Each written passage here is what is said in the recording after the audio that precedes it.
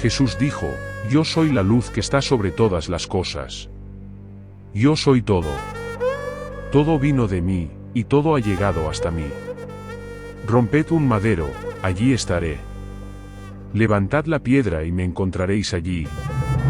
Evangelio de Santo Tomás.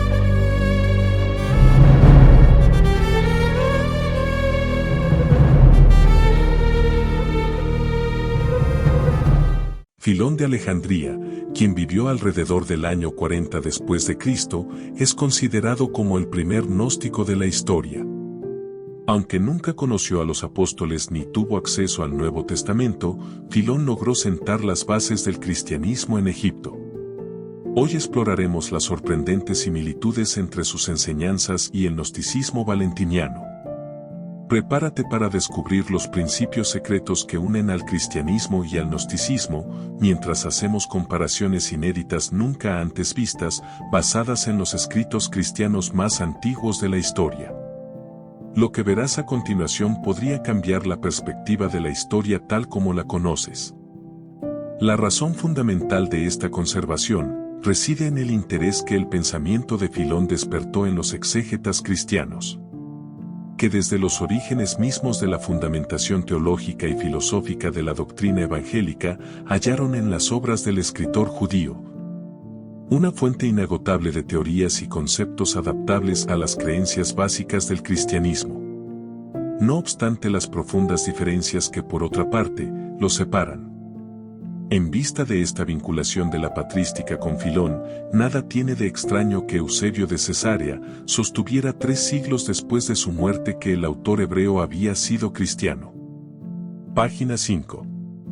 El interés por su obra no ha cesado de renovarse hasta nuestros días, especialmente porque el conocimiento de la exégesis filoniana es imprescindible para el estudio del pensamiento cristiano. En su gestación inicial y en su posterior desarrollo, particularmente en autores como Ambrosio de Milán y los alejandrinos, Clemente y Orígenes. Las noticias biográficas sobre Filón se reducen a los escasos datos que él mismo desliza en ciertos pasajes de su obra y a alguna mención de Josefo. Cronológicamente, el único punto de referencia es su presidencia en la embajada enviada ante Calígula por los judíos alejandrinos en el 40 después de Cristo, cuando ya era de avanzada edad. Sobre esa base se calcula que debió de nacer hacia la penúltima década precristiana. Nos consta que pertenecía a una familia adinerada e influyente de Alejandría, que su hermano Julio Alejandro llegó a desempeñar el cargo de alabarca de esa ciudad. Función cuya verdadera naturaleza ignoramos y que un hijo de Tiberio Julio Alejandro, cediendo a la atracción que, por entonces ejercía el pensamiento griego en el espíritu de no pocos jóvenes israelitas. Páginas 6 y 7. En su exégesis del Pentateuco o Torá, Filón no emplea el texto original hebreo sino la traducción griega de los 70. Aunque las libertades que se toma en la lectura de los pasajes han dado pie para que se sostenga la existencia de otras versiones en griego y su empleo por él.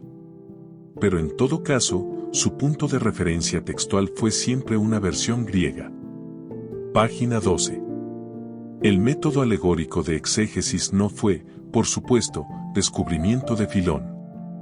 El empleo de tal procedimiento, que entronca con la visión mítica del universo y perdura a través de varios siglos de investigación racional, era general en el mundo griego. Y aunque cultivado de un modo especial por la escuela estoica. De los 2 tipos de alegoría empleados por el estoicismo, la alegoría física, en la que las fuerzas de la naturaleza aparecen simbolizadas por los dioses, y la alegoría ética, según la cual los dioses personifican virtudes o facultades del alma. El exégeta judío, como bien señala Hans Leisegangs, aunque emplea ambas, hace un uso mucho más frecuente de este último. El vestido del sumo sacerdote, por ejemplo, simboliza según él, el universo y sus partes, y Adán es símbolo de la inteligencia, en tanto que Eva lo es de la sensibilidad.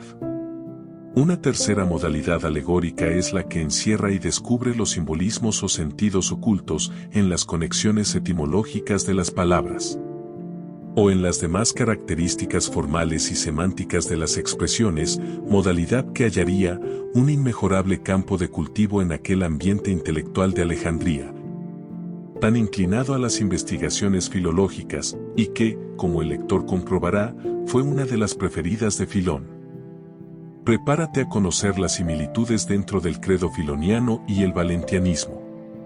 Las citas mostradas en este video sobre Filón de Alejandría provienen de Obras completas de Filón de Alejandría, traducción directa del griego, introducción y notas de José María Triviño, catedrático de la Universidad Nacional de La Plata, Argentina. Esquema tripartito de lo espiritual, psíquico y lo terrenal. Versión de Filón de Alejandría. El esquema general de la cosmovisión filoniana es tripartito: Dios, los intermediarios y el mundo sensible terrenal.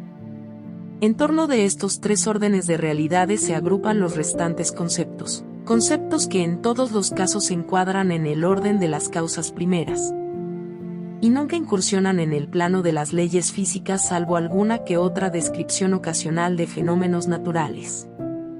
Aunque en principio se adscribe Filón al dualismo platónico, que se opone a la concepción unitaria de la realidad del estoicismo, se aparta de aquel al no aceptar la inmanencia del Ser Supremo. Y al concebirlo totalmente trascendente y ajeno a las otras realidades, de la bipartición del platonismo, pasa a una tripartición acorde con lo que le sugiere su interpretación de los libros sagrados. El punto de partida de la tripartición filoniana debe buscarse en el problema del origen del mal y del contacto. Imposible, en su opinión, de Dios con éste, que requiere la intervención de intermediarios, ya que ni dicho origen puede atribuirse a la acción divina, ni cabe pensar en que lo imperfecto y corruptible esté directamente vinculado a la divinidad. Página 20.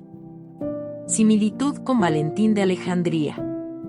Son, pues, tres: lo material, llamado también de izquierda, perece por necesidad, por cuanto no puede recibir ningún soplo de incorruptibilidad; lo psíquico, denominado también de derecha, porque hallándose en medio de lo espiritual y lo material, según por donde se inclina, por allí se desliza.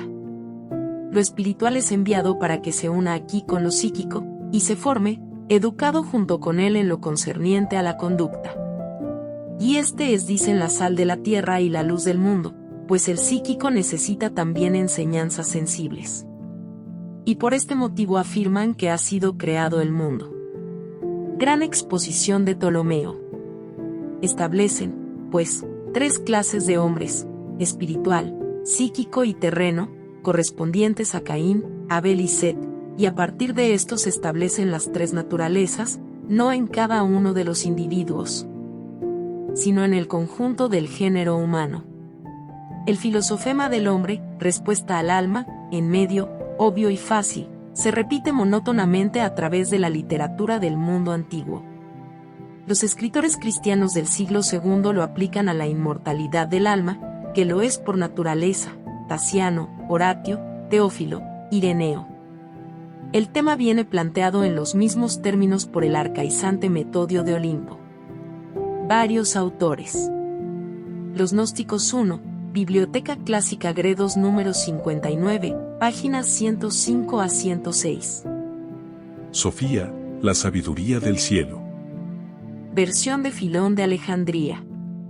Esta, por otra parte, presenta muchos rasgos comunes con el Logos, prácticamente todas las características atribuidas a este, excepto la de palabra o revelación divina impresa en el interior del alma del sabio. El resto, es decir, todo cuanto atañe al papel de creador y conservador del universo, conviene igualmente a la sabiduría de Dios, de acuerdo con lo que sobre ella afirma el exégeta. Es, como el Logos, divisora de las cosas, principio y fuente de las virtudes. Al igual que existen un Logos celeste y uno terrestre, este último imitación de aquel, existen una sabiduría divina y una humana, siendo esta última copia de la primera. Como principio de las virtudes, unas veces se identifica con el Logos, en el carácter de fuente de la virtud genérica, es decir, el bien, virtud que a su vez se proyecta en las cuatro virtudes específicas. Otras veces, La sabiduría resulta ser la fuente de logos, al identificarse éste con el bien. En tanto, en otros pasajes, se afirma que el logos es la fuente de la sabiduría. De modo que tenemos la siguiente confusión: sabiduría idéntica a logos, fuente de logos, producto de logos. Si la vinculación entre la sabiduría y el logos aparece bastante imprecisa, no ocurre lo mismo con la que une la sabiduría a Dios. La sabiduría es esposa de Él, y, sin desmedro de su virginidad, ha engendrado, fecundada por la divinidad, preñada de las divinas simientes, el mundo sensible. Esta concepción de una tríada y una hierogamia es reflejo de las descripciones mitológicas en el pensamiento de Filón, a las que aporta un elemento propio del orfismo, la virginidad de la esposa madre. Por otra parte, la sabiduría aparece también como hija de Dios, y carente de madre, como Atenea, la hija de Zeus. Página 25. Por eso dejará el hombre a su padre y a su madre y se unirá a su mujer, y serán los dos una sola carne. Génesis 2:24. A causa de la sensibilidad, la inteligencia, cuando se convierte en esclava de aquella, abandona a Dios, Padre del universo, y a la virtud y sabiduría de Dios, Madre de todas las cosas. Y se mezcla, convirtiéndose en una sola cosa con la sensibilidad, diluyéndose dentro de ella, de modo que los dos se tornan una sola carne y una sola experiencia. Página 100. Similitud con Valentín de Alejandría. Moisés, afirman, al empezar el relato de la obra de la creación, muestra desde el principio a la madre de todas las cosas, cuando escribe: al principio Dios hizo el cielo y la tierra. Al nombrar estas cuatro cosas, es decir, Dios, el principio, el cielo y la tierra, Moisés ha representado su tétrada. Varios autores. Los Gnósticos 1, Biblioteca Clásica Gredos número 59, páginas 151 a 152. Ireneo se adelanta en conceder a Achamot el título de madre. Para los valentinianos lo era no en cuanto receptáculo de las esencias mundanas, sino en cuanto engendradora de los hombres espirituales, según se declara más abajo. La sabiduría divina es designada madre por Filón, libro sobre la ebriedad, página 30. Por Clemente de Alejandría, Estromata 6, 146, 1, y entre los valentinianos por el anónimo Hipolitiano, referencia 6, 34, 3, y por Marcos, adversos 1, 21, 5. Varios autores. Los Gnósticos 1, Biblioteca Clásica Gredos número 59, página 204. En el corazón de lo que los gnósticos consideraban distintivo de sus enseñanzas sobre Dios. Por ejemplo, casi todas presentan una tríada de Padre, Madre e Hijo en un nivel muy elevado de la divinidad. En el libro secreto según Juan, Barbelo, Sofía la Mayor, concibe por la mirada del primer principio y engendra una chispa, el auto-origen, o Cristo. A diferencia de otros eones, que emanan al revelarse, Cristo es el unigénito del Padre y Barbelo, Sofía la Mayor, quienes son entonces su Padre y su Madre, apócrifo de Juan 2, 6, 10-18. Aunque puede adoptar diferentes formas, una familia de Padre, Madre e Hijo se encuentra en el centro de la concepción gnóstica de lo divino. Aunque los escritores gnósticos tenían una visión negativa de la sexualidad, veían a la familia humana como una imagen imperfecta de la realidad divina. Los Gnósticos, David Braque. Página 55. El Demiurgo y las dos creaciones. Versión de Filón de Alejandría. Así, en problemas relativos al Éxodo 2, establece el siguiente orden jerárquico. 1. El ser más antiguo que la unidad y la mónada. 2. El logos de ese ser, sustancia generativa de los seres. 3. La potencia llamada Dios, potencia operativa, creadora y ordenadora. 4. La potencia llamada Señor o potencia real, de Rey, mediante la cual el demiurgo gobierna al mundo. Ambas potencias proceden de logos como de una fuente. 5. La potencia llamada benefactora, potencia propicia procedente de la potencia operativa, 6. La potencia llamada castigadora, potencia legislativa, procedente de la potencia real, 7. El principio, arqué, en el que está simbolizado el mundo de los entes aprensibles por la inteligencia o formas ejemplares. Apoyado en la circunstancia de que el Génesis ofrece dos versiones o relatos distintos, atribuidos hoy a distintos autores, acerca de la creación del hombre, Filón distingue dos criaturas humanas. El hombre creado a imagen de Dios y el fabricado de tierra. Página 28. Y tomó Dios soberano al hombre que había hecho, y lo colocó en el parque para que lo trabajara y lo cuidara. Génesis 2:15. Como ya dije, el hombre que Dios había hecho difiere del que fue modelado. En efecto, mientras el hombre modelado es una inteligencia más terrestre, el creado es más inmaterial, sin parte alguna de materia perecedera, dotado de una constitución más pura y nítida. Página 87. Y formó Dios al hombre tomando polvo de la tierra y sopló en su rostro el aliento de la vida y el hombre se convirtió el alma viviente. Génesis 2:7. Hay dos clases de hombres, uno es el hombre celestial, el otro el terrestre. El celestial, como que fue creado según la imagen de Dios, nada absolutamente tiene en común con la sustancia corruptible y terrenal. El terrestre, en cambio, ha sido formado de la materia dispersa que Moisés llama polvo. Por eso no dice que el hombre celestial fuera formado, sino que fue estampado según la imagen de Dios, en tanto que del terrestre dice que fue obra modelada por el artífice, no vástago suyo. Hemos de considerar que ese hombre hecho de tierra es una inteligencia que se va incorporando al cuerpo, pero sin estar aún fundida con él. Por otra parte, esta inteligencia terrestre es, en realidad, corruptible también si Dios no llega a infundir un poder de vida verdadera, chispa divina, porque cuando ello ocurre, cesa ya de ser modelada y se incorpora a un alma, y no a un alma inoperante e informe, sino a una inteligente realmente y plena de vida. Por eso dice, el hombre se convirtió en un alma viviente. Página 77. Similitud con Valentín de Alejandría. Y plasmó Dios al hombre, tomando barro de la tierra, e insufló en su rostro un soplo de vida, y fue el hombre alma viviente. Este es, según ellos, el hombre interior, el psíquico, que habita en el cuerpo material, que es material, corruptible, hecho enteramente de la substancia diabólica. Este hombre, el material, se asemeja según ellos a una posada o habitáculo ocupado a veces por la sola alma, a veces por el alma y los demonios, a veces por el alma y los logoi. Estos son los logoi, sembrados desde arriba sobre este mundo por el fruto común del pleroma y por sabiduría.